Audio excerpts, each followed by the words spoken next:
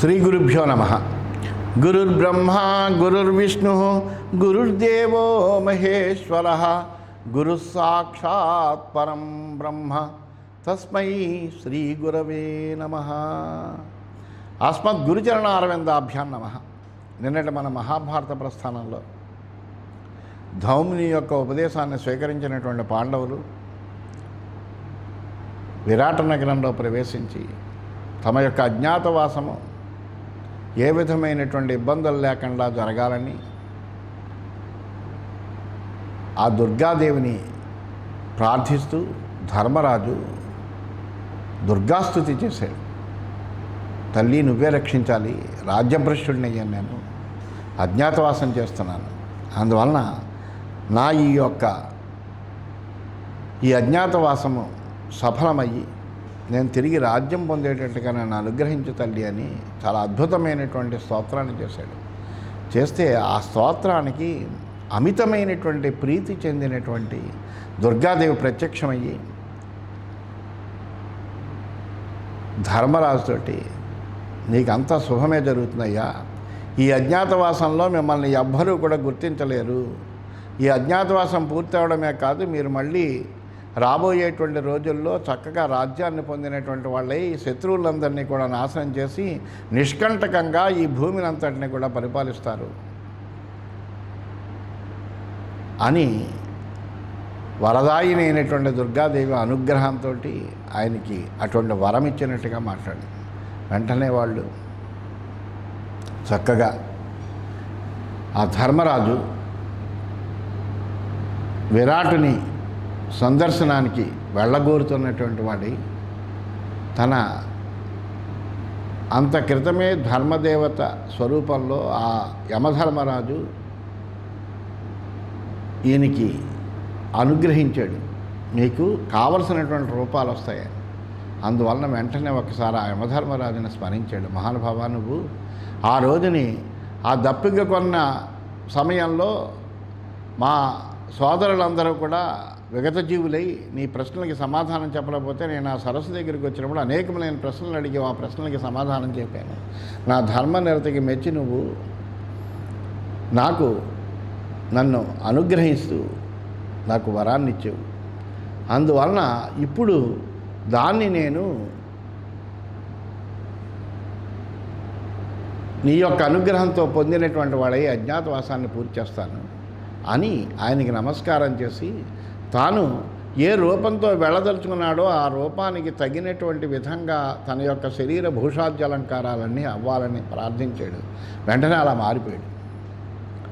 అలా మారిపోయి ఆయన విరాటరాజు దగ్గరికి వెళ్ళాడు. ఆ విరాటరాజు దగ్గర కొలువులోకి వెళ్తుంటే విరాటరాజు ఆశ్చర్యపోయాడు అతని తేజస్సును చూసి. మహానుభావ, ఇతడు ఎవరో బ్రాహ్మడు కాదు, బ్రాహ్మణ వేషంలో వస్తున్నాడు, కానీ ఎవరో మహారాజు చక్రవర్తి అయి ఉంటాడు అని అనుకుంటూ ఆయన అంటే, నేను నిరాశ్రయుడినే ఉన్నానయ్యా, నీ యొక్క ఆశ్రయం కోరుతున్నాను, సర్వస్వము కోల్పోయి జీవనం కోసం వచ్చాను అని అన్నాడు. అంటే అప్పుడు వెంటనే నీకు కావలసినటువంటి స్థితిని నువ్వు ఇక్కడ పొందవయ్యా, నీలాంటి వాడు వస్తానంటే కాదనేటువంటి వాళ్ళు ఎవరు, అయినా నువ్వెవరు, నీ గోత్రం ఏంటి, నీ పేరేంటి, నీకు ఏ విద్యలో నైపుణ్యం ఉంది, ఇలాంటివన్నీ కాస్త తెలియజేయి అని అడిగాడు విరాటరాజు. అంటే అప్పుడు యుధిష్ఠిరుడు చెబుతున్నాడు, యుధిష్ఠిరస్యాసమహం పురాసఖా వయ్యాఘ్రపద్య పునరస్మి విప్రః అక్షాన్ ప్రయుక్తం కుశలోస్మి దేవినాం కంకేతి నామ్నాస్మి విరాట విశ్రుతః. ఓ విరాటరాజా, మునుపు నేను ధర్మరాజుకి స్నేహితుడిని అన్నాడు. వ్యాఘ్రపాద గోత్రంలో పుట్టాను, విప్రుణ్ణి నేను, అక్షక్రీడాకారులలో పాచికలను ప్రయోగించడంలో చాలా నేర్పరిని, కంకుడని నా పేరు ప్రసిద్ధుడిని, కంకుడనేటువంటి పేరుతో అన్నాడు. అంటే ఇక్కడ 4 వాక్యాలని ప్రయోగించాడు. యుధిష్ఠిరస్యాసమహం సఖా, కానీ నిజానికి ధర్మరాజు యొక్క స్నేహితుడైతుడు ధర్మరాజే. వయ్యాఘ్రపద్య అని ఆ గోత్రం మీద చెప్పాడు. పునరస్మి విప్రః కంకేతి నామ్నాస్మి అని అన్నాడు. దీన్ని వ్యాఖ్యాకారులు ఎలా సమర్థించారంటే, యుధిష్ఠిరస్యాసమహం సఖా అంటే యుధిష్ఠిరస్య ఆసం అహం సఖ అంటే ఏంటి, యుధిష్ఠిరునికి అయ్యాను నేను సఖుణ్ణి అని అర్థం. మరొక అర్థం ఏమిటి? యుధిష్ఠిర శబ్దానికి యుద్ధమందు స్థిరమైనటువంటి మహారాజా యుధిష్ఠిర, అహం తవ సఖ. ఈ యుధిష్ఠిరుణ్ణి విరాట్రాజుకి అన్వయం చేస్తే యుధిష్ఠిరస్య, యుద్ధంలో స్థిరమైనటువంటి పరాక్రమము కలిగినటువంటి నీకు, యుధిష్ఠిరస్య తవ అని చేసుకుంటే కనుక అహం సఖా ఆసం, నేను నీకు మిత్రుణ్ణయ్యా అన్నాడు. అంటే కనుక అప్పుడు అర్థం సరిపోయింది కదా. అంతేకాకుండా ఆయనకి యుధిష్ఠిరుడి యొక్క సఖుడు అనేటువంటి విషయం తెలిసింది. అలాగే వైయాఘ్రపద్య అంటే వ్యాఘ్రపాద్ గోత్రంలో పుట్టాను అన్నాడు. వ్యాఘ్రపాదుడని ఒక ఋషి. పాండవుల యొక్క గోత్రం కూడా వైయాఘ్రపద్య గోత్రం. భీష్ముడికి కూడా అదే గోత్రం చెప్తారు. అంతరార్థం ఏంటంటే వ్యాఘ్రంలా పడేటువంటి వాడు ఎవడంటే యముడు. వ్యాఘ్రపాత్ అంటే వాళ్ళ వంశంలో పుట్టినటువంటి వైయాఘ్రపత్యుడు యమధర్మరాజు యొక్క పుత్రుడే కదా. అందువలన అది సరిపోయింది. మళ్ళీ ఏమన్నాడు? పునరస్మి విప్రహ, పైగా నేను విప్రుణ్ణి అన్నాడు. మరి ధర్మరాజు విప్రుడా అంటే విశేషంగా బ్రాహ్మణాదుల్ని ధనంతో పూరించేటువంటి వాడు అని విప్రశబ్దానికి ఇంకో అర్థం కూడా ఉంది. ఎల్లప్పుడూ కూడా అంటే బ్రాహ్మణులకి ఎంతమంది ఉన్నా కానీ ప్రతినిత్యము కూడా బ్రాహ్మణుల్ని పూజ చేసి ఆ బ్రాహ్మణులకి భోజనాదులు పెట్టి ఆ తర్వాత తినేటువంటి వాడు ఆ ధర్మరాజు. అంత ధర్మనిష్టాపరుడు. వనవాసంలో కూడా ఆయన కూడా వచ్చినటువంటి బ్రాహ్మణులందరికీ నిరంతరము కూడా భోజనాన్ని పెట్టినటువంటి వాడు. అందువలన వాళ్ళ విశేషమైనటువంటి ధనాదులతో పూరించేటువంటి వాడు, బ్రాహ్మణుల్ని విశేషమైన ధనాదులతో పూరించేటువంటి వాడు అని విప్రశబ్దానికి అర్థం చెప్పచ్చు. అలాగే ధర్ముని కొడుకు కాబట్టి, ధర్మరాజు యొక్క కొడుకు కాబట్టి కూడా విప్రుడే అని వినీలకంఠ వ్యాఖ్యానం చెబుతుంది. ఇకపోతే కంకహ అని అన్నాడు. కంకేతి నామ్నాస్మి ప్రసిద్ధ అన్నాడు. మరి కంక పదం ఏం చెప్తారండి అంటే, కంకహ అంటే అర్థం ఏంటంటే కోశంలో రెండు రకాలైన అర్థాలు చెప్పారు. ఛద్మ ద్విజుడు అంటే ఏంటంటే బ్రాహ్మణ వేషం వేసుకున్నటువంటి వాడు. అలాగే యముడు అని కూడా అర్థం ఉంది. ఈ యమునికి పుత్రుడే కదా యముడన్నా. కానీ యముడి యొక్క పుత్రుడన్నా ఆత్మావై పుత్రనామాసి అని యమధర్మరాజు యొక్క పుత్రుడే కాబట్టి యముడని చెప్పుకున్నా కానీ తప్పేం లేదు తాను కూడా. అలాగే అంటే ఛద్మ ద్విజుడు అంటే ఏంటంటే అవిప్రో విప్రరూపేణ కంక ఇత్యభిధీయతే అని చెప్తారు. అంటే బ్రాహ్మడు కానటువంటి వాడు బ్రాహ్మణుడిగా చెప్పుకునేటప్పుడు కంకహ అని చెప్తారు. అందువలన ఈయన బ్రాహ్మడు కాదు, బ్రాహ్మడిగా చెప్పుకుంటున్నాడు కాబట్టి ఆ విధంగా కూడా చెప్పుకోవచ్చు. అందువలన అన్ని రకాలుగా కూడా దీనికి వ్యాఖ్యాకారులు ఇందులో అసత్య దోషం ఏమి లేకుండా ఇందులో ఉండేటువంటి పదాలకి చాలా చక్కటి సమన్వయం చేశారు. వ్యాసాచార్యుడు కూడా అట్లాగే ప్రయోగించాడు. ఆ పదాలను అలా ప్రయోగించడంలో కూడా ఆయన అంతరంగం కూడా అదే అయి ఉంటుంది. అందువలన అటువంటి విధంగా చెప్పాడు. అప్పుడు విరాటుడు అంటున్నాడు ఆ మాటలు విని, దదామి తే హంతవరం యదిచ్ఛసి ప్రసాధిమస్యాన్ వశగోహ్యహం తవ ప్రియాశ్చ ధూర్తా మమ దేవిన సదా భవాంస దేవోపమ రాజ్యమర్హతి. విరాటుడు చెబుతున్నాడు, మహానుభావ నీవు కోరిన వరం ఇస్తున్నానయ్యా, నేను నీ అధీనుణ్ణి, ఈ మత్స్య దేశాన్ని అంతా నువ్వే పరిపాలించు. జ్యోత విద్య తెలిసినటువంటి జోదర్లు ఎప్పుడూ నాకు ఇష్టలే, ఎందుకంటే నాకు కూడా జోదం అంటే ఇష్టం. అందువల్ల దైవ సమానంగా కనిపిస్తున్నావు నువ్వే ఈ రాజ్యానికి తగుదువు, నువ్వు హాయిగా ఇక్కడ కూర్చో, నువ్వే ఈ రాజ్యాన్ని పరిపాలించవయ్యా అంటున్నాడు. అంటే అప్పుడు యుధిష్ఠిరుడు అంటున్నాడు, ప్రాప్తో వివాద ప్రథమం విశాంపతే న విద్యతే కంచనమస్య హీనతః నమేజిత కశ్చన ధారయేద్ధనం వరో మమైషోస్తు తవ ప్రసాదజః. యుధిష్ఠిరుడు చెబుతున్నాడు, ఓ మత్స్యరాజా, జోదంలో హీనుని వలనను వివాదం రాదని లేదు. జోదంలో ఎవరి దగ్గర నుంచైనా వివాదం రావచ్చు. అలాగే నా చేత జయింపబడినటువంటి వాడు ఎవడు నాకు అప్పు పెట్టకూడదు. నీ అనుగ్రహం వల్ల ఈ వరం ఉంటే చాలు. అంటే జోదం ఆడేటప్పుడు ఎవరో ఏ హీనుడైనటువంటి వాడు ఎవడు కూడా వివాదం పెట్టుకోకూడదు. అలాంటి వివాదం రాదని లేదు, ఎందుకంటే జోదంలో వివాదం వస్తుంది. అందువలన అలా వివాదం రాకుండాను, అంటే ఇప్పుడు జోదగాళ్ళలో 4 రకాలైనటువంటి లక్షణాలు ఉంటాయని చెప్తారు. అవి ఏంటంటే, ఒకటి ఏంటంటే చాలా మోసం చేస్తారు. తర్వాత ఏంటంటే బలము, నిహనమం, దాపరికం కూడా ఉంటుంది. అలాగే కలహం కూడా ఉంటుంది. అంటే ఛలము, బలము, నిహనమము, కలహము అని 4 గుణాలు ఉంటాయి.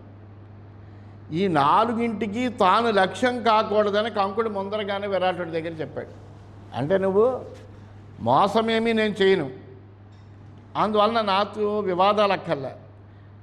అలాగే బలం వలన కానీ, లేదా దాపరికం కానీ, కలహం కానీ ఇలాంటివి నాకు ఉండకూడదు. అలా ఉంటానంటేనే నీ దగ్గర ఉంటాను, ఎందుకంటే నువ్వు ధర్మశీలుడు. నీలాంటి వాడి దగ్గర పనిచేయడం కోసం నేను అందుకుని వచ్చాను. అందువలన అలాంటివి ఏం లేకుండా ఉండేటట్టుగా ఆ వరం ఇస్తే చాలు, నాకు ఈ రాజ్యాన్ని పరిపాలించాలనే కోరిక లేదయ్యా అన్నాడు. అనేటప్పటికీ అప్పుడు వెంటనే ఆయన ఈ విధంగా ఆ విరాటుడి దగ్గర హామీ తీసుకున్నాడు. విరాటుడు అన్నాడు అప్పుడు, హన్యామవశ్యం యదితే ప్రియం చరేత్ ప్రభ్రాజయేయం విషయాద్విజాం సదా శృణ్వంతు మే జానపదా సమాగతా కంకో యదాహం విషయే ప్రభుస్తదా. విరాటుడు చెప్తున్నాడు, నీకు అప్రియంగా నడిచినటువంటి వాడికి మరణదండను విధిస్తానయ్యా అన్నాడు. వాడు బ్రాహ్మణుడైతే బ్రాహ్మణుడికి మరణదండను విధించకూడదు కాబట్టి దేశం నుండి బహిష్కరిస్తానన్నాడు. ఇక్కడ ఉండేటువంటి ప్రజల సభలో చెప్పాడు, ఇక్కడ ఉండే ప్రజలందరూ నా మాట వినండి, ఈ దేశానికి నేను ఎలా ప్రభువు అట్లా ఈ కంకుడు కూడా నాతో సమానమైన వాడని ప్రకటించేశాడు. సమాన యానో భవితాసి మే సఖా ప్రభూత వస్త్రో బహుపాన భోజన పశ్చేస్వమంతశ్చ బహిశ్చ సర్వదా కృతంచతే ద్వారమపావృతం మయా. నువ్వు నా స్నేహితుడు అయ్యా, నాతో సమానమైనటువంటి వాహనం ఉంటుంది, నీకు గొప్ప వస్త్రాలు ఉంటాయి, కావలసినటువంటి అన్నపానీయులు అన్నీ నీకు సమకూరుతాయి. ఆంతరంగికంగా బాహ్యంగా కూడా నీ కోసం మా ద్వారాలన్నీ కూడా ఎప్పుడు తెరుచుకునే ఉంటాయన్నాడు. ఏ త్వానువాదేయురవృత్తికర్షితా బ్రూయాశ్చ తేషాం వచనేన మాం సదా దాస్యామి సర్వం తదహం న సంశయః నతే భయం విద్యతి సన్నిధౌ మమ. జీవనోపాధి లేక కృషించి విన్నవించడానికి నీ వద్దకు ఎవరైనా వస్తే వాళ్ళ మాటలు నాకు చెప్పు, వాళ్ళకి ఏం కావాలంటే అది ఇస్తాను. అంటే నిన్ను ఎవరైనా కోరినా వాళ్ళకు కూడా నేను అభయిస్తాను, నువ్వు సందేహించకు, నా వద్ద నీకు ఏ విధమైనటువంటి భయము లేదన్నాడు.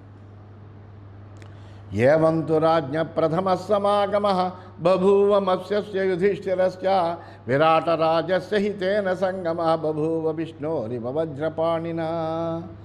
ఈ విధంగా వైశంపాయనుడు చెబుతున్నాడు, జనమేజయ మహారాజా, ఈ విధంగా మత్స్యరాజుకు ధర్మరాజుకు మొట్టమొదటి సమాగమం జరిగిందయ్యా. శ్రీ మహావిష్ణువుకు ఇంద్రుడిలాగే విరాటరాజుకు ఆ ధర్మరాజుకు కలయిక జరిగింది అని చెప్పాడు. తమాసనస్థం ప్రియరూపదర్శనం నిరీక్షమాణో నతర్పభూమిప సభాంచతాం ప్రజ్వలయన్ యుధిష్ఠిర శ్రియా యథా శక్ర ఇవ త్రివిష్టపం.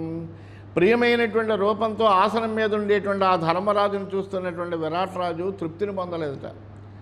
ఇంద్రుడు తన కాంతి చేత స్వర్గాన్ని ప్రకాశింపజేసినట్టుగా ధర్మరాజు తన యొక్క తేజస్సు చేత ఆ సభనంతా కూడా ప్రకాశింపజేశాడట. ఏవం సలబ్ధ్వాతు వరం సమాగమం విరాటరాజేన నర్షభస్తదా ఉవాస ధీర పరమార్చిత సుఖీ నచాపి కశ్చిచ్చరితం బుబోధతత్.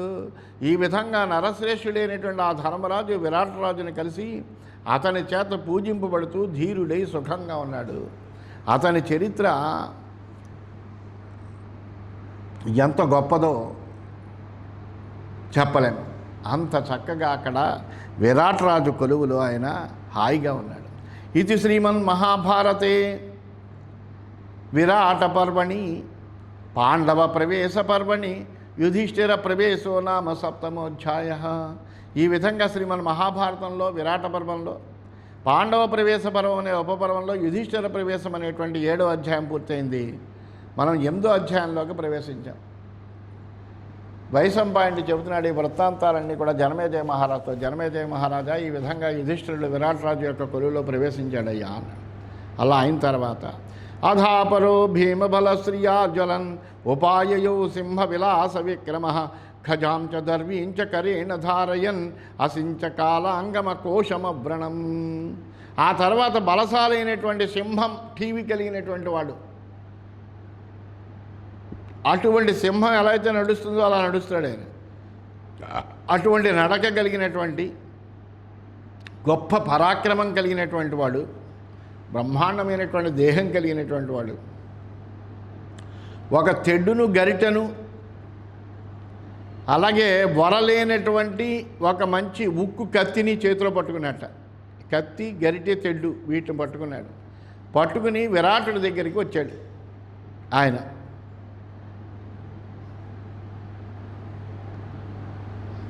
అలాగా అవి తీసుకుని వచ్చాడు. ఖజా, దర్వి ఇవన్నీ. ఖజాంచ దర్వి ఇంచ కరేణ ధారయన్నవి పట్టుకున్నాడు. పట్టుకుంటూ వచ్చాడు. ససూదరూప పరమేణ వర్చస రవిర్యథా లోకమిమం ప్రకాశయన్ సకృష్ణవాసా గిరిరాజసారవాన్ తమ్మస్య రాజం సముపేత్యతస్థివాన్. వాడు అలాంటి వేషంలో ఉన్నాడు. వచ్చినైనా వంటవాడి వేషంలో ఉన్నాడు. తేజస్సులో ఎలా ఉన్నాడు అంటే సూర్యుడిలా వెలుగొందుతున్నాడు. నల్లటి వస్త్రం కట్టుకున్నాడు. మంచి ధైర్యంతో విరాట్ రాజు దగ్గరికి సమీపించి నుంచున్నట్ట. తం ప్రేక్ష రాజా రమయన్నుపాగతం తతో బ్రవీజ్జానపదాన్ సమాగతాన్ సింహోన్నతాంశోయమతీవ రూపవాన్ ప్రదృశ్యతే కోను నరర్షభో యువా. తన దగ్గరికి వచ్చాడు. వచ్చేటప్పటికి మంచి బ్రహ్మాండమైనటువంటి దేహ దారుఢ్యం కలిగినటువంటి వాడు, బ్రహ్మాండమైనటువంటి తేజస్సు కలిగినటువంటి వాడు. చేతిలో పట్టుకున్నటువంటి ఆ ఉపకరణాలని, అతని యొక్క వేషాన్ని చూస్తే వంటవాడిగా ఉన్నాడు. అలా ఉన్నటువంటి ఆ శ్రేష్టమైనటువంటి ఆ మనిషిని చూసి ఇతడు ఎవడో కదా అని అనుకుంటున్నాడు. అదృష్టపూర్వ పురుషోరవిర్యథ వితర్కయన్నాస్య లభామి నిశ్చయం తథాస్య చిత్తం హ్యపి సంవితర్కయన్ నరషభస్యాస్య నయామి తత్వతః. ఏమిటిదో సూర్యుడిలా ప్రకాశిస్తున్నాడు, ఇలాంటి మనిషిని నేను ఎప్పుడు చూడలేదు, ఎంత ఆలోచించినప్పటికీ నాకు గుర్తు రావటం లేదు, ఇతని హృదయం ఏమిటో నాకు తెలవట్లేదు, ఎందుకని ఇక్కడికి వస్తున్నాడు అని అనుకుంటున్నాడు. దృష్ట్వైవ చైనంతు విచారయామ్యహం గంధర్వరాజో యది వా పురందరః జానీత కోయం మమ దర్శనే స్థితః యదీప్సితం తల్లభతాం చ మాంచరం. చూడగానే అనుకుంటున్నాడు, ఇతను ఏమన్నా గంధర్వరాజు అంటావా లేకపోతే ఇంద్రుడా అనిపిస్తోంది నాకు. నా ముందరన్న ఇతను ఎవరు తెలుసుకోండి, అతని కోరిక వెంటనే తీర్చాలి, అతను ఆ తేజస్సు చూస్తుంటే నాకు ఆశ్చర్యంగా ఉందన్నాడు.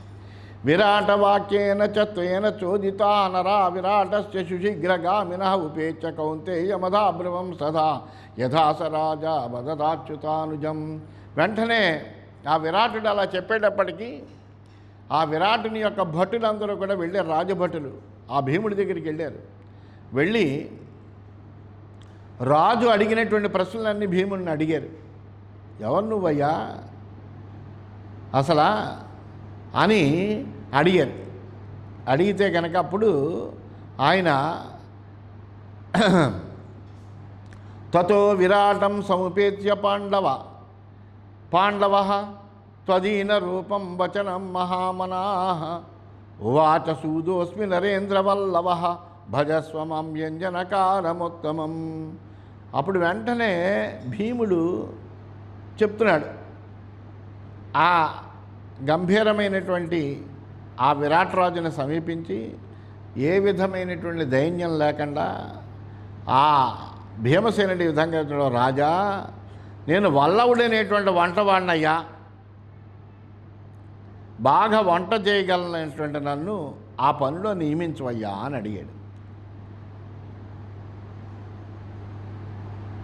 వల్లవహ అంటే అసలు వల సంవరణి అనేటువంటి ధాతువులోంచి వచ్చినటువంటి పదం అది. అంటే నివారించుకున్నవాడు అని. అంటే ఏం నివారించుకున్నాడు అంటే శత్రువుల మీద ఏర్పడినటువంటి కోపాన్ని ధర్మరాజు యొక్క ఆదేశం చేత నివారించుకున్నాడు. అలాగే వ్యంజనకార అని కూడా, వ్యంజనకారముత్తమం అన్నాడు. వ్యంజనకార అంటే యుద్ధంలో శత్రు పరాజయ వ్యంజనాలైనటువంటి లక్షణాలు ఏంటంటే లొంగుబాటం, ఏదో అలా వాళ్ళకి లొంగి పడిపోయి ఉండడం, ఇలాంటివి ఏమవుతే ఉన్నాయో అటువంటివి వాడు శత్రువుల్ని పరాజయం చేసిన తర్వాత, శత్రువుల్ని మీద విజయం సాధించిన తర్వాత వాళ్ళు మనకు లొంగేరు అనడానికి వాళ్ళు సామంతులుగా అంగీకరిస్తారు. ఒకటి పరాజయం పొందామని. కొంతమంది లేకపోతే వాళ్ళకి ఏం చేస్తారంటే పంచచూలాలను చేస్తారు. అంటే ఏంటంటే వాళ్ళకి ఆ వపనం చేసి పంచశిఖలు పెడతారు. ఇలాంటివి అంటే వీళ్ళు మనకు వశులయ్యారు అని తెలియజేయడం కోసం ఇలాంటివన్నీ కూడా చెయ్యగలిగినటువంటి వాడైన, అందువలన అలాంటి వాడని. అంతేకాకుండా ఆయన చెప్పాడు కదా, వల్వలండి అన్నాడు. ఈ వల్వల అనేటువంటి పదానికి మరొక మాట కూడా చెప్తూ ఉంటారు. ఏంటంటే నాలుగవ జాతి వాడు అని అర్థం. ఏంటి నాలుగవ జాతి అంటే పృథివ్యప్తేజో వాయువు ఆకాశాలను పంచభూతాలు. ఆ పంచభూతాల్లో వాయువు నాలుగోది. ఆ నాలుగుకి సంబంధించిన వాయు జాతి వాడంటే వాయుపుత్రుడైన అనేటువంటి ఒక నిగూఢ భావం కూడా ఉన్నది. ఇలాంటి మాటలతోటి చెప్పాడు. అప్పుడు విరాటుడు అంటున్నాడు, నసూదతం వల్లవ శ్రద్ధదామితే సహస్రనేత్ర ప్రతిమో విరాజసే శ్రియాచ రూపేణ చ విక్రమేణ చ ప్రభాససే త్వం నృవరో నరేష్వా. ఓ వల్లవ, నువ్వు వంటవాడవనే మాట నేను నమ్మలేకపోతున్నానయ్యా. ఇంద్రుల్లో ప్రకాశిస్తున్నావు, గొప్ప కాంతి, రూపము, తేజస్సు ఉన్నాయి, పరాక్రమం కనిపిస్తుంది, నరశ్రేష్ఠుడిలా ఉన్నావు, నువ్వు వంటవాడమేమిటయ్యా అన్నాడు. అంటే అప్పుడు భీముడు చెబుతున్నాడు, నరేంద్ర సోద పరిచారకోస్మితే జానామి సోపాన్ ప్రథమంచ కేవలానాస్వాదితాయే నృపతే పురాభవన్ యుధిష్ఠిరేణాభినృపేణ సర్వస. నేను వంటవాడినైనయ్యా, సేవకుణ్ణు, ప్రత్యేకమైనటువంటి భక్ష్యాలను చాలా బాగా చేయగలను నేను. మునుపు నా వంటలు ధర్మరాజు కూడా ఆస్వాదించాడయ్యా అని చెప్పాడు. బలేన తుల్యశ్చ న విద్యతే మయా నియుద్ధశీలశ్చ సదైవ పార్థివ గజైశ్చ సింహైశ్చ సమేయవానహం సదా కరిష్యామి తవానఘ ప్రియం. బలంతో నాతో సమానమైనటువంటి వాడు ఎవడు లేడు. నేను ఎప్పుడు కూడా మల్ల యుద్ధం కూడా చేస్తూ ఉంటానయ్యా. ఏనుగులు సింహాలతో కూడా పట్లు పట్టగలను నేను. నీకు ప్రియాన్ని చేకూరుస్తాను అన్నాడు. దదామితే హంతవరాన్ మహానసే తథా చ కుర్యా కుశలం ప్రభాషసే నచైవ మన్యే తవ కర్మ యస్సమం సముద్రనేమిం పృథ్వీం తమర్హసి. అంటేనే విరాట్ అన్నాడు, నీకు వంటశాలలో కావలసినటువంటి అనుచరులందరినీ ఇస్తానయ్యా, సేవకుల్ని. అలాగే చెయ్యి, నువ్వు నేర్పుతో మాట్లాడుతున్నావు, ఈ పని నీకు తగింది అని నేను అనుకోను. అయినా నువ్వు అడిగావు, నువ్వు సముద్ర పర్యంతమైన భూమిని పరిపాలించగలిగినటువంటి ఆ మహారాజులా కనిపిస్తున్నావు నువ్వు. అయినప్పటికీ నువ్వు అడిగావు, తప్పనిసరిగా నీకు మా యొక్క వంటశాలకి నేను అధ్యక్షుడిగా చేస్తున్నాను, నీకు అనేక మందిని అక్కడ అనుచరులను కూడా ఇస్తానని చెప్పాడు. తదాహి కామో భవతస్తథా కృతం మహానసే త్వం భవ మే పురస్కృత నరాస్తయే తత్ర సమాహిత పురాభవం సతేషామధిపో మయా కృత. నీ కోరిక ప్రకారం నువ్వు నా పాకశాలలో మొదటివాడిగా ఉండు, మునుపు అక్కడ ఉండేటువంటి వాళ్ళందరికీ కూడా నేను నాయకుడిగా చేస్తానన్నాడు. తథా స భీమో విహితో మహానసే విరాటరాజ్ఞో దయితో భవదృఢం ఉవాసరాజ్యేన చ తం పృథగ్జన బుబోధ తత్రానుచరశ్చ కేచన. ఆ విధంగా అలా పాకశాలలో నియమింపబడినటువంటి భీముడు విరాటరాజుకి చాలా ఇష్టుడైన రాజ్యంలో ఉన్నాడు. ఇతరులు కానీ అనుచరులు కానీ ఎవ్వరూ కూడా అతన్ని గుర్తించలేకపోయారు. హాయిగా అక్కడ ఆయన ఆ పాకశాలలో వల్వలుడుగా ప్రసిద్ధి పొంది అక్కడ ఉంటున్నాడు. ఇది శ్రీమన్మహాభారతే విరాట పర్వణి పాండవ ప్రవేశ పర్వణి భీమ ప్రవేశో నామ అష్టమోధ్యాయ. ఈ విధంగా శ్రీమన్మహాభారతంలో విరాట పర్వంలో పాండవ ప్రవేశం అనే ఉపపర్వంలో భీమ ప్రవేశం అనేటువంటి 8వ అధ్యాయం పూర్తయిందని తెలియజేస్తూ స్వస్తి.